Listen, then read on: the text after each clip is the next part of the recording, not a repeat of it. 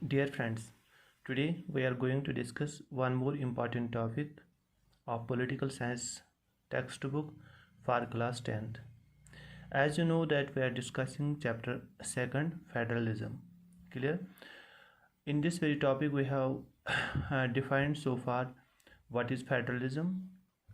Clear? And we have discussed what is federal form of government and unity form of government. Clear? So today we will discuss another topic that is features of federalism. Clear? तो आज हम ये discuss कर लेंगे कि features of federalism, कि अगर कोई कंट्री मतलब क्लेम करते हैं कि that very country is federal country, तो उस फेडरल कंट्री के अंदर क्या क्या होना चाहिए. क्लियर? किस टाइप का अरेंजमेंट होना चाहिए, किस टाइप की रिक्वायरमेंट होनी चाहिए, किस टाइप की मतलब फॉर एग्जांपल फीचर्स होनी चाहिए. क्लियर? वो चीज़ हम डिस्कस कर लेंगे. तो आइए हम टॉपिक डिस्कस करते हैं फीचर्स ऑफ फेडरलिज्म. तो फेडरलिज्म में क्या होता है, या कोई भी कंट्री अगर फेडरल कंट्री है तो उसके अंदर क्या क्या अरेंजमेंट होता है, किस टाइप का अरेंजमेंट होता है. तो पहला जो इसका मेन फीचर है, there are 2 or more levels or tiers of government. तो ये हम चीज़ जान चुके हैं डेफिनेशन ऑफ फेडरलिज्म में, जब हमने पढ़ा कि फेडरलिज्म में हम क्या करते हैं, पावर को डिवाइड करते हैं, पावर को डिस्ट्रीब्यूट करते हैं between different levels of government, चाहे वो यूनियन गवर्नमेंट है, union government, state government, local government. Clear? तो ये जो डिफरेंट लेवल्स ऑफ गवर्नमेंट होते हैं किसी भी कंट्री में, तो उनके बीच में हम पावर को शेयर करते हैं, पावर को डिवाइड करते हैं. तो जब भी अगर कोई भी कंट्री फेडरल कंट्री होती है तो वहाँ पे क्या होता है, 2 या 2 से ज़्यादा लेवल्स ऑफ गवर्नमेंट होते हैं वहाँ पे. यानी पहला जो होता है यूनियन गवर्नमेंट होता है, यूनियन गवर्नमेंट से नेक्स्ट जो होता है वो स्टेट गवर्नमेंट होता है, स्टेट गवर्नमेंट से नेक्स्ट जो होता है वो लोकल गवर्नमेंट होता है. जैसे आपने बेल्जियम में पढ़ा है, वहाँ पे यूनियन गवर्नमेंट है एंड कम्युनिटी गवर्नमेंट. अगर आप इंडिया की बात करोगे तो इंडिया में मतलब सेंट्रल गवर्नमेंट, यूनियन गवर्नमेंट है एक लेवल ऑफ गवर्नमेंट, दूसरा है स्टेट गवर्नमेंट, तीसरा है local government in the form of panchayat और म्यूनसिपैलिटीज़. क्लियर? तो ये पहला फीचर है इसका. दूसरा क्या है, different tiers of government govern the same citizens but each tier has its own jurisdiction. ये इंपॉर्टेंट है. क्लियर? सुनो, जो भी डिफरेंट टीयर्स ऑफ गवर्नमेंट है, चाहे वो यूनियन गवर्नमेंट है, स्टेट गवर्नमेंट है और लोकल गवर्नमेंट, ये हम अभी तक जान चुके हैं. गवर्न द सेम सिटीजन, वो एक ही सिटीजन को गवर्न करते हैं. फॉर एग्जाम्पल यहाँ पे मैं आपको एग्जाम्पल दूंगा कि if we are the citizens of India, अगर हम इंडिया के सिटीजन्स हैं but we are living in Jammu and Kashmir, हम जम्मू एंड कश्मीर मतलब स्टेट में रहते हैं. क्लियर? तो अगर हम देखेंगे कि जो यूनियन गवर्नमेंट यानी सेंट्रल गवर्नमेंट के दौरान बनाए गए लॉज को भी हमें मानना पड़ता है. क्लियर? और स्टेट गवर्नमेंट के दौरान जो लॉज बनाए गए हैं उनको भी मानना पड़ेगा. क्लियर? अब यहाँ पे मतलब ये एक इम्पॉर्टेंट मतलब मैटर होता है कि हमारे किन इश्यूज़ पे, जो भी हमारे इश्यूज़ है, तो किन इश्यूज़ पे जो यूनियन गवर्नमेंट मतलब फॉर एग्जांपल किन इश्यूज़ को यूनियन गवर्नमेंट गवर्न करेगी और किन इश्यूज़ को स्टेट गवर्नमेंट गवर्न करेगी. क्लियर? जैसे मैं आपको एक एग्जांपल दूंगा. फॉर एग्जांपल इफ़ मतलब अगर हमें फॉरेन कंट्री जाना है, अगर हमें अमेरिका जाना है, USA जाना है, चाइना जाना है. क्लियर? तो उस इश्यूज़ पे हमें मतलब कौन सी गवर्नमेंट हमारे लिए लॉज बनाएगी, that will be the union government. Clear? जैसे टैक्सेशन है, जैसे पुलिस है, जैसे टैक्स है. तो अगर हम ये इश्यूज़ देख लेंगे तो इन इश्यूज़ पे हमें स्टेट गवर्नमेंट का मतलब इन इश्यूज़ को स्टेट गवर्नमेंट देखेगी. क्लियर? तो यहाँ पे यही है कि सिटीज़न तो सेम है, मतलब एक ही सिटीज़न पे यूनियन गवर्नमेंट भी लॉ बनाती है, वो तो उसी सिटीज़न पे स्टेट गवर्नमेंट भी लॉ बनाती है. जैसे हम लोग, we are the citizens of India, we are living in Jammu and Kashmir state. Clear? तो J&K जो यूनियन टेरिटरी है वो भी हमारी मतलब हमारे लिए लॉज बनाएगी, उन लॉज को भी हमें मानना पड़ेगा, और सेंट्रल गवर्नमेंट के दौरान जो लॉज बनाए गए हैं उनको भी मानना पड़ेगा. क्लियर? तो हर एक, लेकिन अगर हम इन दोनों चीज़ों को देख लेंगे, हर एक लेवल ऑफ गवर्नमेंट, चाहे यूनियन गवर्नमेंट, उसका अपना जुरिडिक्शन है, मतलब वो हमारे फॉरेन मैटर्स को देखेगी, मतलब डिफेंस को देखेगी, कम्युनिकेशन को देखेगी, क्लियर, फॉरेन पॉलिसी को देखेगी. क्लियर। अगर हम मतलब जो हमारा स्टेट गवर्नमेंट देखेगी वो हमारी मतलब जैसे डोमेस्टिक पॉलिसी होगी, मतलब टैक्स होगा, टैक्सेशन होगा, पुलिस होगा, क्लियर, मतलब एजुकेशन होगा, तो उन चीज़ों पे कौन, स्टेट गवर्नमेंट देखेगी, क्लियर। तो तीसरा जो है मतलब हर एक लेवल ऑफ गवर्नमेंट का अपना अपना जो जुरिडिक्शन, अपना अपना जो दायरा है वो डिफाइन किया गया है। The jurisdiction of the respective levels or tiers of government are specified in the constitution।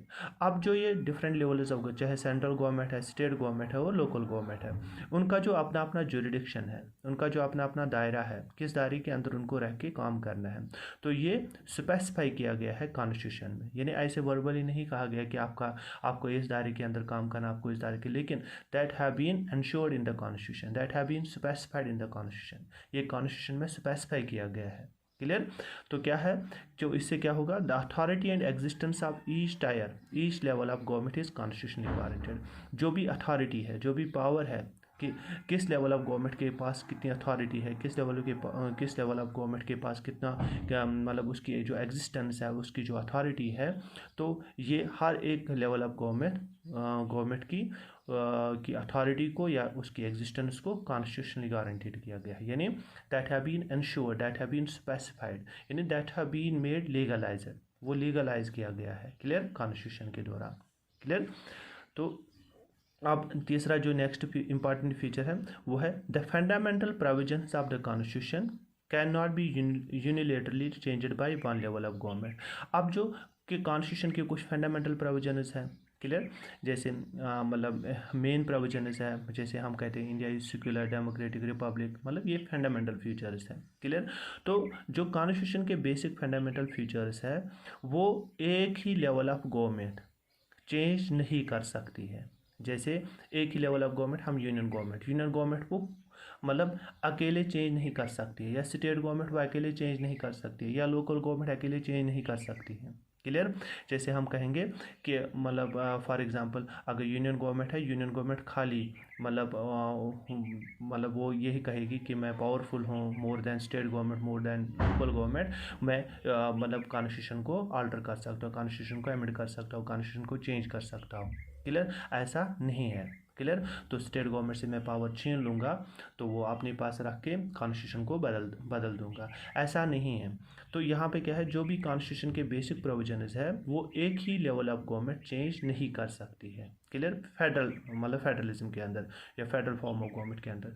लेकिन such changes require the consent of both the levels of government. यानी अगर किसी टाइम कॉन्स्टिट्यूशन को चेंज करनी है, कॉन्स्टिट्यूशन के अंदर कोई चेंज लानी है, तो वो change that change require the consent, उसमें दोनों लेवल्स ऑफ गवर्नमेंट, चाहे वो स्टेट गवर्नमेंट होगी या यूनियन गवर्नमेंट होगी, तो दोनों लेवल्स ऑफ गवर्नमेंट की कंसेंट ज़रूरी है, क्लियर, तभी वो चेंज पॉसिबल है, क्लियर।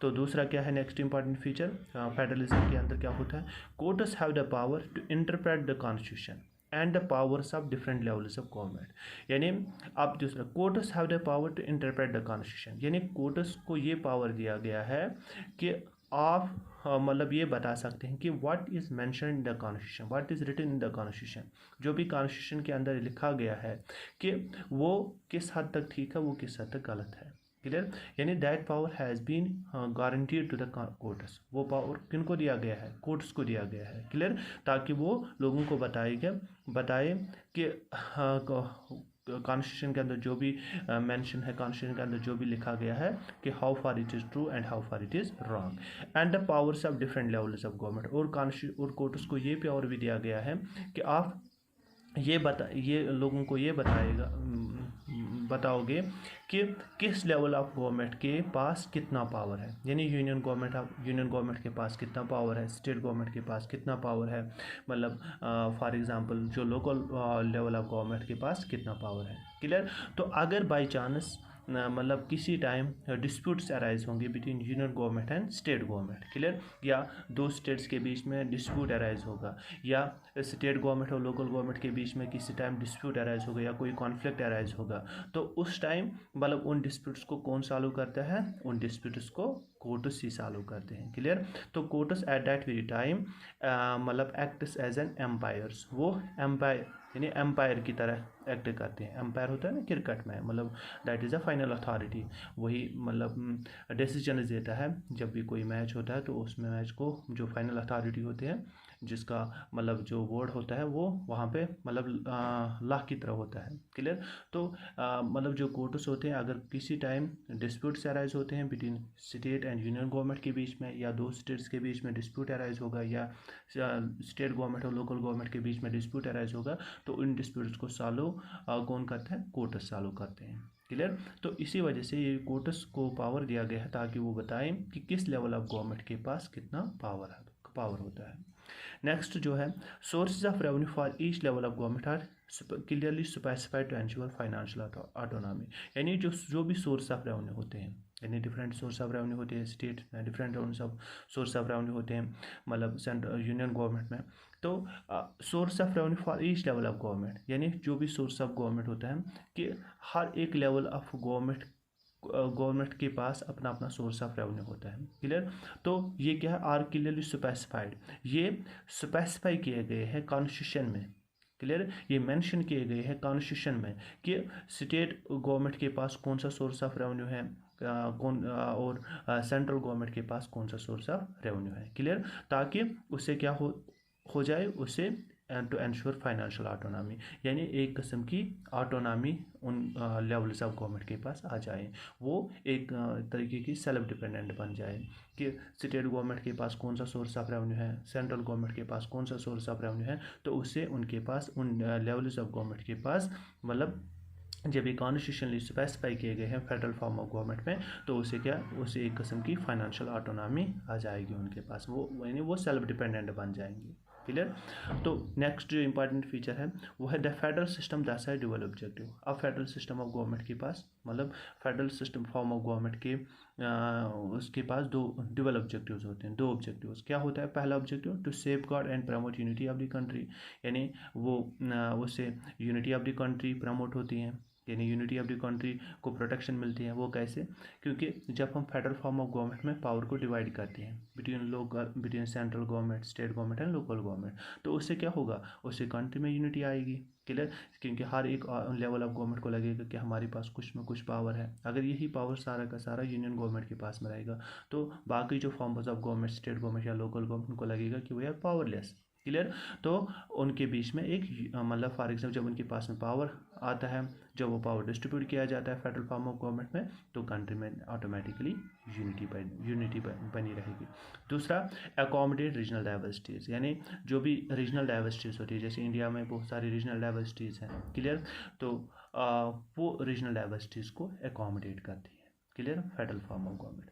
आई होप कि आपने ये अच्छे से समझे होंगे फीचर्स ऑफ फेडरलिज्म, कि अगर आपको इसमें और भी लग रहा है कि कोई डाउट है कहीं पे किसी भी फीचर में, तो आप मुझे पूछ सकते हैं। क्लियर। Thank you.